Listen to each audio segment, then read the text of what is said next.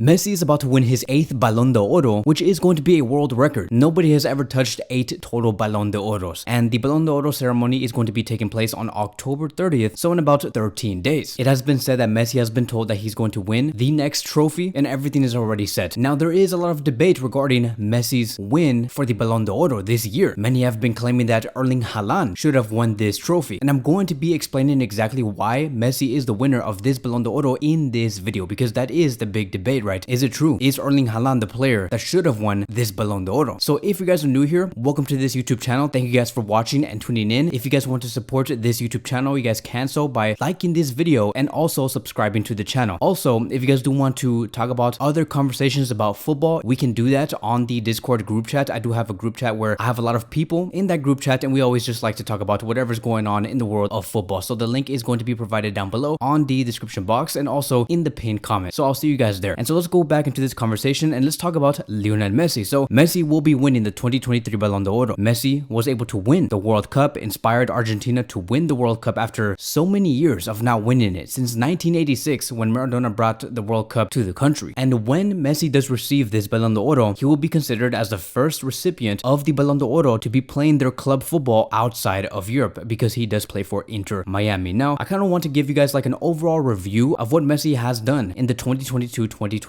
campaign. He has been noted as the highest rated player in Europe's top 5 leagues with a total rate of 8.28. He has been the highest rated player in the 2022 World Cup, rated at 8.25. He won the most player of the match awards with a total of 16. And obviously he's a World Cup winner. He scored 28 goals, provided 23 assists, and coming outside of that 2022-2023 campaign, and you put in the statistics of what he has been doing with PSG, Inter Miami, and Argentina, he has played a total of 65 games, scored 49 goals, and provided 30 assists, all at the same time while winning big major trophies and also bringing Inter Miami their first major trophy. He was the protagonist of that tournament. And so just imagine this, right? If you guys have been like busy over the past year and you guys have not been able to see what Messi has been doing for all of the teams that he has been playing for and the type of impact he has had, I just want to give you guys this type of imagery. Imagine Messi playing at the same level like what he did against Liverpool in that away game back in 2019. Just remember all of that impact and effectiveness he had against Liverpool, right? You know, obviously it did not end well, but just think about the amount of impact and effectiveness and the amount of plays and playmaking he has done in those games. Messi was doing that in every match for both Inter Miami, for Argentina, and for PSG. Just being a very effective player, making the players around him much better, creating chances, scoring goals, providing assists. It was basically like that performance against Liverpool, but on steroids. And he especially did that and peaked in the 2022 World Cup, and that is why Argentina was able to win the World Cup. Now, it was not just Argentina. Like, there was players like Otamendi, there was De Paul, there was Enzo Fernandez, there was Julian Alvarez, who all participated well for Argentina to win the World Cup, but Messi was the main face. He led that team, he inspired that team, and that is why Messi has been named as the favorite to win the World Cup. Now, I want to move on towards the next conversation. This is going to be my question for you guys. If you guys do not think that Messi did not deserve to win this Ballon d'Or, who else would you name? Because the biggest name that has been brought up, it is Erling Haaland, because Erling Haaland scored around 50 to 53 goals in all competitions for Man City, or maybe even with Norway, I believe, and then he also won the treble with Manchester City. So many question, how come Haaland did not win this Ballon d'Or but Messi did, and he scored less goals, he won less trophies with his club? How does this even make any sense? And this is the reason why I just think that it is so important to always have context, to know what that player has done in those very competitive matches. Like, were they the protagonist? Were they the reasons why that team improved and it led towards that team winning a trophy? For example, Man City last season, they won the treble. Yes, it is true, but it wasn't because of Erling Haaland. City were able to win the treble without the presence of Erling Haaland, and that is where you do lose the most as a player if you want to win the Ballon d'Or. If you ghost, if you don't provide anything that you should be providing as a striker during the semifinals, during the finals of any of the competitions that you are in, you're going to be losing a lot of points to win the Ballon d'Or. Like, for example, Erling Haaland did not show up in the semifinal or in the final for Man City. You know who did show up? The whole team. Man City's whole competitive team were able to show up. Rodri was very important. For example, Gundogan, Bernardo Silva, those players were really up there bringing Man City to success, and they were the main players. Maybe even Kevin De Bruyne, even though he did not really feature in the final, they were the main players that brought success to Manchester City. Even in the FA Cup final against Manchester United, Erling Haaland had a horrible game. He did not show up. He did not score goals. Manchester City were great because of Rodri, because of Bernardo Silva, because of Gundogan, because of Grealish, because of Julian Alvarez, because of multiple players. You and me know this. A lot of those players, if anything, were probably more important to Pep Guardiola than Erling Haaland. Erling Haaland just happened to be the cherry on top. And so you may say, but Kevin, you're wrong. How did Messi win the Ballon d'Or in 2009 and 2011? If you think that you have to score and provide assists as a player to win the Ballon d'Or. And it's crazy that I have been told this because, like, bro, Messi scored in both the semifinal and the final for Barcelona in the Champions League campaign of 2009 and 2011. I think that one of the goals that Messi scored in the semifinal of the 2011 was against Real Madrid. He scored that very important solo goal. The one that Sergio Busquets just gave when he gave the ball to Messi, and then Messi took it on and took down like 7 to 8 players and put Sergio Ramos on the ground. That is what you call a player making a difference in top European football. That is what we expected to see from Erling Haaland when Man City were going up against Real Madrid or Inter Milan. So again, going back, can you imagine that impact that Messi had in the 2009-2011 semifinal and final matches for Barcelona, or also the amount of participation he had for the match against Liverpool back in 2019? Imagine those type of performances but on steroids, and he did it in the best stage ever, which was the 2022 World Cup, by scoring goals, providing assists,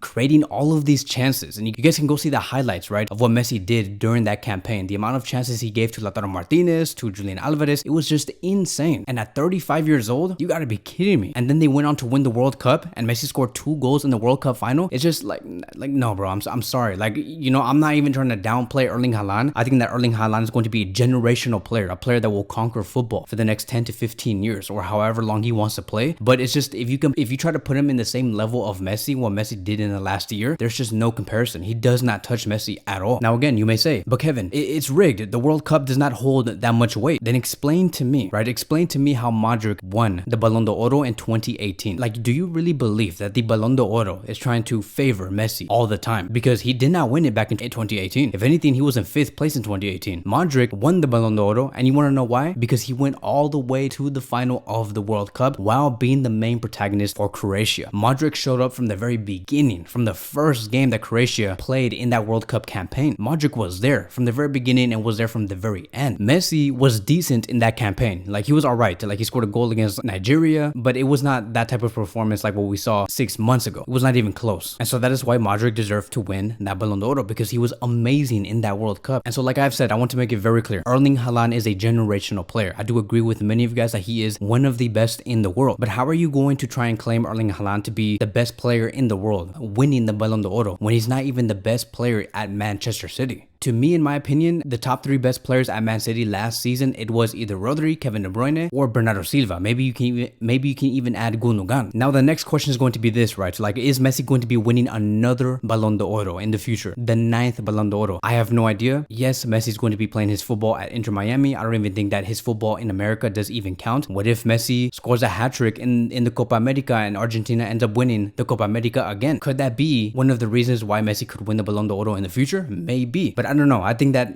the scenes are going to be changing because, you know, for the first time ever, Messi is not going to be playing in Europe, and we'll just see. We don't know. And if it's not going to be Messi, then who is it going to be next? Like, who is going to be like the main dominant player for the next upcoming Ballon d'Oros? And to be very honest, I don't really see a very consistent winner. Like, I don't see a player coming in and winning 4 Ballon d'Oros in a row, or like someone like Ronaldo winning 3 to 4 Ballon d'Oros in a row. I don't see that type of dominance like what Ronaldo and Messi did in the past 15 years in the future. I just don't see that. I don't see Kylian Mbappe or Erling Haaland dominating football in that way. Do I think that eventually they'll get one of those trophies? Yes, of course. I think that one of the top contenders is going to be Frankie de Jong, Kylian Mbappe, Erling Haaland, Bellingham, right? It will be amazing to see Bellingham win a Ballon d'Or because he'll be the first English player since Michael Owens claiming that trophy. Maybe another one could be Julian Alvarez. He's currently the top scorer for the Champions League today. So we'll see. It's going to be very interesting to see how football does play out in these next 5 to 7 years. So that is going to be wrapping up today's video. Thank you guys so much for watching, and I will see you guys in the next one.